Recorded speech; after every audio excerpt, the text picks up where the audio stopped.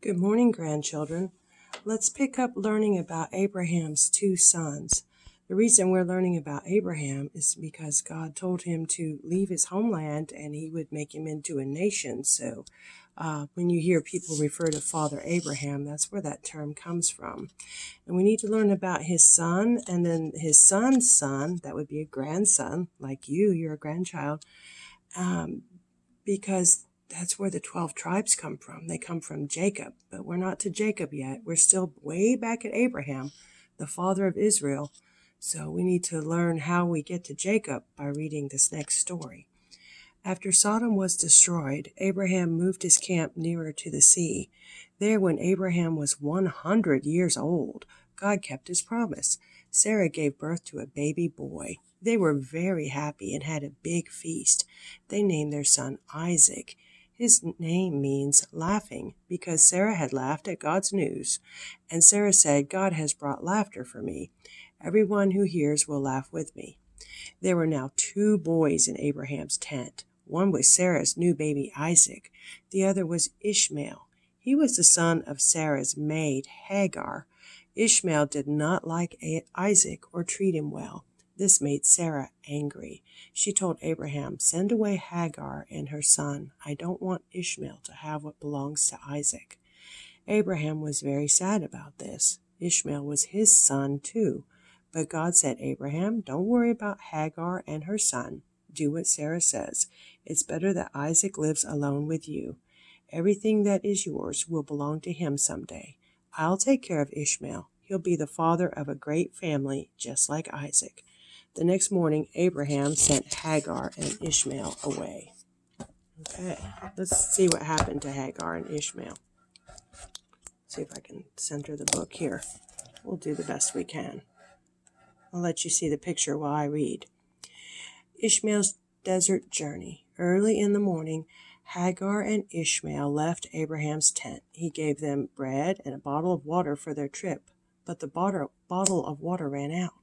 Hagar didn't want Ishmael to die in the desert sun. There Hagar broke down and cried, but the angel of God called to Hagar from heaven. Don't be afraid, Hagar. Lift up your son and hold him. He'll have a great family. Then God showed her a well of water, and they drank. Ishmael grew up, and God was with him. He lived to become a hunter in the desert. All right, now let's see about the next bit here. Oh, here we're back to Abraham and Isaac again. Abraham offers Isaac to God. Meanwhile, God spoke to Abraham. Take Isaac and go to Mount Moriah. Abraham loved Isaac. There, God went on, slay Isaac as a gift to me. Abraham obeyed. They traveled 3 days to the mountain. Abraham put Isaac on an altar. Isaac asked, Where's the lamb for God's gift? God will give us a lamb, Abraham answered. He raised the knife to slay his son. Then God's angel stopped him.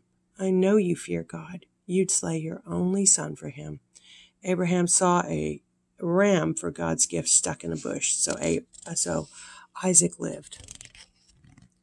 God was testing Abraham to see if he would give back the thing that he loved the absolute most, and he was willing to give back the thing that he loved the absolute most to God, and God doesn't want us to kill children, so he stopped him. So children don't need to worry about being sacrificed to God. Our God does not want children sacrificed. It was a test for Abraham. And then he stopped him and gave him a ram. So Isaac grew up and was old enough to be married. It was Abraham's job to find a wife for Isaac. So Abraham sent his son Eliezer back to his homeland. He wanted Isaac to marry a woman from his own family. Abraham knew this was best because they also worship God. I'll just call it Eliezer. Eliezer took 10 camels and many gifts. Try to say that fast 10 times. 10 camels and many gifts.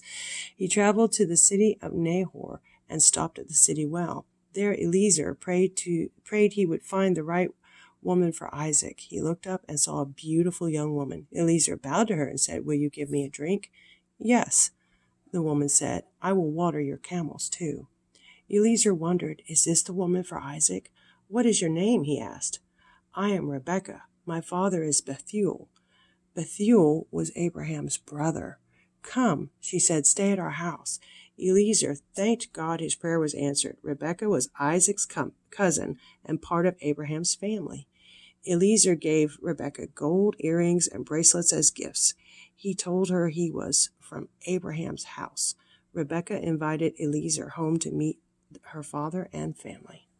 All right, we're getting closer to Jacob every day because Rebekah is going to be Jacob's mommy after she marries Isaac, which we'll learn about right here. And then next week, we'll start to learn about Jacob. Rebekah ran home and told her parents about Eliezer. She showed them his gifts. Her brother Laban asked Eliezer to eat with them, but Eliezer said, "First, I must tell you why I came here." "My father is Abraham," Eliezer said. "God has blessed him. He is very rich. Abraham sent me here. I promised to find a wife for his son Isaac. I prayed that God would show me the right woman." Then he told them what happened at the well. Rebekah's father and brother agreed that she should marry Isaac. "God wants this to happen," they said. Then Eliezer gave rich gifts to Rebekah and her family. That night they enjoyed a great feast. The next morning Rebekah's father asked her, "Will you go with this man?" She answered, "I will go." Rebekah's family blessed her, and she left with Eliezer. One evening Isaac was walking in the field. He saw Eliezer's camels coming with his bride. Rebekah also saw Isaac. Isaac loved Rebekah, and they were married in Sarah's tent. Okay, we'll stop there, and next week we'll learn about Jacob and Esau.